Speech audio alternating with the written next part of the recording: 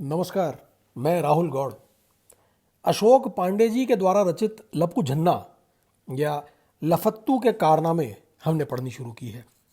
पिछले अंक में आपने देखा कि अशोक को सब्जी मंडी में मिली सकीना से मोहब्बत हो गई है और अशोक का एक नंबर का चोर और तुतलाने वाला बॉडम दोस्त लफत्तू किसी तरीके से उसे वहां से बचा लाया है। अब दूसरे अंक बागड़ बिल्ले का टौंचा माने का मजा लीजिए। रामनगर आने के बाद मुझे भाषा के विविध आयामों से परिचित होने का मौका भी मिला। मुझसे थोड़ा बड़े यानी करीब 12-13 साल के लड़के गुल्ली डंडा और कंचे खेला करते थे। लफत्तू मेरी उम्र का था, लेकिन चोर होने के कारण ये बड़े लड़के उसे अपने साथ खेलने देते थे। उसका नया दोस्त होने के नाते मुझे खेलने को तो कम मिलता था, लेकिन मैं उनके कर्म क्षेत्र के आसपास बिना गाली खाए बना रह सकता था। गुल्ली डंडा खेलते वक्त वे मुझे अक्सर पदाया करते थे, लेकिन मैं उनके साथ हो पाने को एक उपलब्धि मानता था और खुशी खुशी पदा करता था। कभी कभी, खासतौर पर जब लफत्तू अपने पापा के बटुए से चोरी करके आया होता था, ये लड़के गुच्ची खेलते थे। गुच्ची के खेल में कंचों के बदले 5 पैसे के सिक्कों का इस्तेमाल हुआ करता था। 5 पैसे में बहुत सारी चीजें आ जाया करती थी। लफत्तू इस खेल में अक्सर हार जाता था क्योंकि उसका निशाना कमजोर था। वह आमतौर पर अठन्नी या 1 रुपया चुरा के लाता था। बड़े नोट न चुराने के पीछे उसकी दलील यह होती थी कि उन्हें तुड़वाने में रिस्क होता है। गुच्ची में 5 पैसे के सिक्के चाहिए होते थे, जो वह आमतौर पर शेरदा की चाय की दुकान से या जब्बार कबाड़ी से चुराई गई अठन्नी चवन्नी तुड़ा करके ले आता था। एक बार पूरे 5 का नोट चुरा लाया था। वह मुझे अपने साथ लक्ष्मी बुक डिपो लेकर गया। वहां जाकर उसने मुझसे कहा कि मैं अपने लिए चंपक या नंदन खरीद लूं। मुझे अपने साथ वह इसलिए लेकर गया था कि मुझे बकौल उसके होशियार माना जाता था और ऐसे बच्चों में कोई शक नहीं करता था। कृतज्ञ होकर मैंने नंदन खरीद ली। 5 का नोट मेरे हाथ से लेते हुए लक्ष्मी बुक डिपो वाले लाला ने एक नजर मेरे उत्तेजना से लाल पड़ गए चेहरे पर डाली, लेकिन कहा कुछ नहीं। फिर उसने मेरे पिताजी का हाल समाचार पूछा। गल्ले से पैसे निकालते हुए उसने तनिक तिरस्कार के साथ लफत्तू की तरफ देखते हुए मुझी से पूछा, इस लौंडे का भाई आया ना आया लौट के? सारा शहर जानता था कि लफत्तू का बड़ा भाई पेतू हाई स्कूल में तीसरी दफा फेल हो जाने के बाद घर से भाग गया था। अपने पैते काटो अंकल जी और काम करो, लफत्तू ने हिकारत और आत्मविश्वास का प्रदर्शन करते हुए अपनी आंखें फेर ली।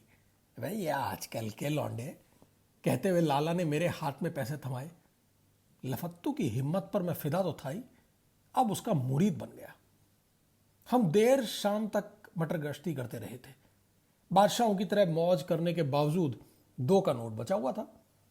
घर जाने से पहले गुच्ची के अड्डे पर सिक्कों की कमी का तकनीकी सवाल उठा। बदकिस्मती से उस दिन शेरदा की दुकान बंद थी और जब्बार कबाड़ी भी कहीं गया हुआ था। मजबूर होकर लफत्तू साहाजी की चक्की पर चला गया। साहाजी ने लफत्तू को टूटे पैसे तो नहीं दिए, उसके पापा को जरूर बता दिया। उस रात लफत्तू को उसके पापा ने नंगा करके बेल्ट से थुरा था। तब से लफत्तू ने अठन्नी चवन्नी या हद से हद 1 के नोट की लिमिट बांध ली। चक्की पर हुए हादसे के बाद नंदन घर ले जाने की मेरी हिम्मत नहीं थी, सो मैं उसे रास्ते में गिरा आया। गुच्ची खेलने में बागड़ बिल्ला के नाम से मशहूर एक आवारा लड़का उस्ताद था। उसकी एक आंख में कुछ डिफेक्ट था और उसे गौर से देखने पे ऐसा लगता था कि 5 के सिक्के पर निशाना लगाने के वास्ते भगवान ने उसे रेडीमेड आंखों की जोड़ी बख्शी थी। उसकी छोटी आंख वाली पुतली का तो साइज भी 5 पैसे के सिक्के जैसा हो चुका था। बागड़ बिल्ला नित नए नए मुहावरे बोला करता था। संभवतः वह स्वयं उनका निर्माण करता था, क्योंकि इतने साल बीत जाने के बाद भी मैंने उसके बोले जुमले आज तक न किसी शहर में सुने हैं और न ही किसी दूसरे के मुखारविंद से। उसके मुहावरों को मैं अक्सर पाखाने में या नहाते समय धीरे धीरे बोला करता था। उस वक्त ऐसी झुरझुरी होती थी जैसी कई सालों बाद पहली बार सार्वजनिक रूप से एक बड़ी गाली देते हुए भी नहीं हुई। निशाने को बागड़ बिल्ला टोंचा कहा करता था, लेकिन टौंचे का असली खलीफा तो हमारे शहर और जीवन से कई प्रकाश वर्ष दूर बंबई में रहता था। जिस दिन कोई दूसरा लड़का जीत रहा होता था, बागड़ बिल्ला उसकी दाद देता हुआ भारतीय फिल्मों के एक चरित्र अभिनेता को रामनगर के इतिहास में स्वर्णाक्षरों में अंकित करता अपना फेवरेट जुमला उछालता था, आज तो मदनपुरी के माफिक चल लिया घनश्याम का टोंचा। लफत्तू के साथ दोस्ती बनाए रखने में कई सारे जोखिम थे। सबसे पहला तो यह कि इंटर में पढ़ने वाला मेरा भाई जब जब मुझे उसके साथ देखता, मुझे बाकायदा हिदायत दी जाती थी कि इस टाइप के लौंडों से हाथ भर दूरी बनाकर रहना ही ठीक होता है।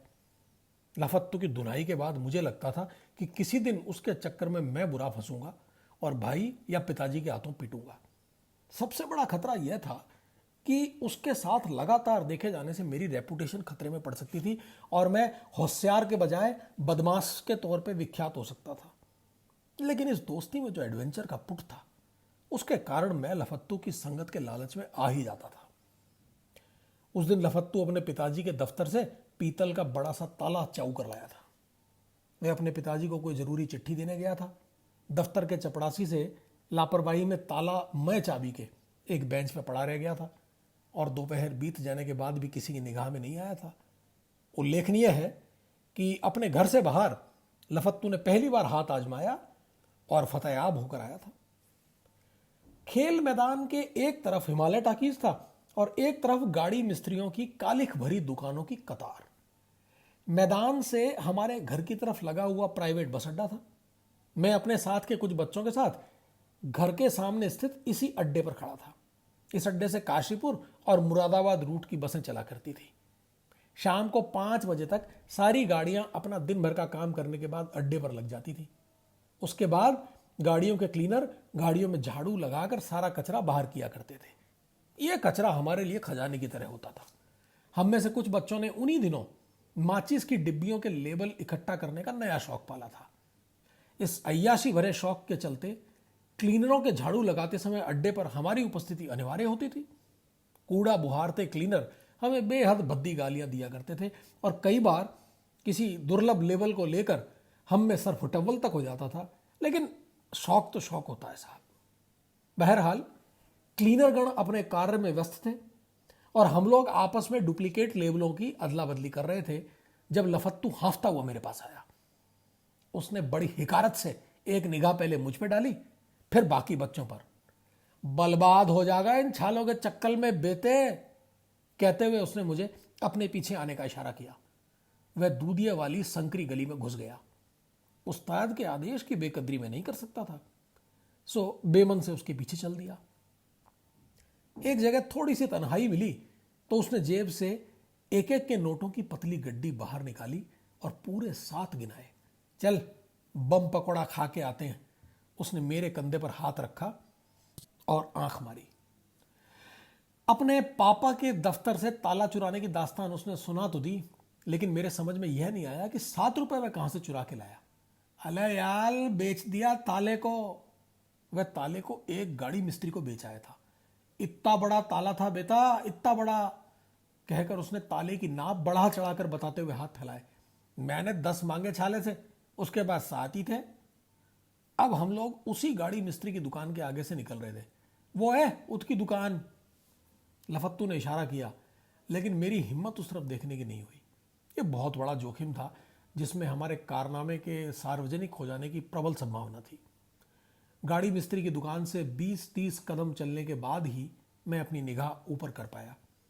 तब तक हमारी मंजिल मकसूद भी आ पहुंची थी। हिमालय टाकीज सड़क से सटा हुआ था। उसके प्रवेश द्वार से लगाकर खड़े किए गए एक ठेला नुमा खोखे में रामनगर का मशहूर बम पकौड़ा मिलता था। इस ठेले का संचालन एक कलूटा और गंजा बौना किया करता था। जब वह अपने ठेले पर नहीं होता था, उसे उसकी साइकिल पर सारे शहर का चक्कर लगाते देखा जाता था। बौना होने के बावजूद वह हमेशा बड़ों की साइकिल चलाया करता था और इस तकनीकी दिक्कत के चलते वह साइकिल की गद्दी पर कभी बैठ ही नहीं पाता था। बाद के दिनों में उसने गद्दी हटवाई दी थी। वह सामर्थ्यवर तेज तेज कैंची चलाया करता। कभी उसके कैरियर पर आलू की बोरी लदी होती, उसी के जैसे उसके 2 बच्चे बैठे होते। क्रिकेट की बॉल जितना होता था बौने का बम पकौड़ा। दुनिया का सबसे लजीज व्यंजन बनाने वाला बौना एक दूसरा बिजनेस भी चलाता था। उसके ठेले से लगा हुआ था हिमालय टाकीज का प्रवेश द्वार। लकड़ी का वह चौड़ा गेट जमीन पर पहुंचने के करीब 1 इंच पहले खत्म हो जाता था। नतीजतन फर्श और गेट के बीच एक झिरी सी थी। यह झिरी बहुत स्ट्रेटेजिक लोकेशन पर थी। यदि अपना गाल फर्श पर लगाए, श्रम पूर्वक उस पर आंख लगाई जाती तो भीतर हॉल का पूरा पर्दा नजर आ जाता था। बौना स्कूल गोल करके आए बच्चों और स्कूल न जाने वाले पिक्चर प्रेमी बच्चों को 5 पैसा प्रति 15 मिनट के हिसाब से झिरी पर आंख लगाए पिक्चर देखने देता था। एक बार में 5 बच्चे बकौल लफत्तू इस लुफ्त का मजा लूट सकते थे। दर्शक को 15 पैसे का एक बम पकौड़ा भी खरीदना होता था।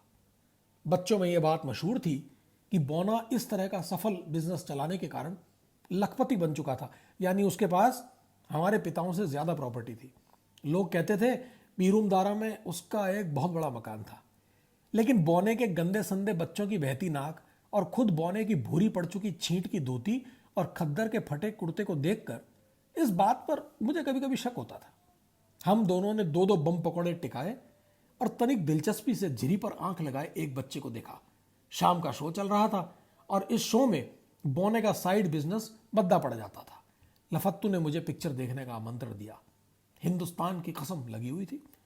जब मैं शाम को घर पहुंचा तो मेरी सफेद कमीज बुरी तरह भूरी पड़ चुकी थी।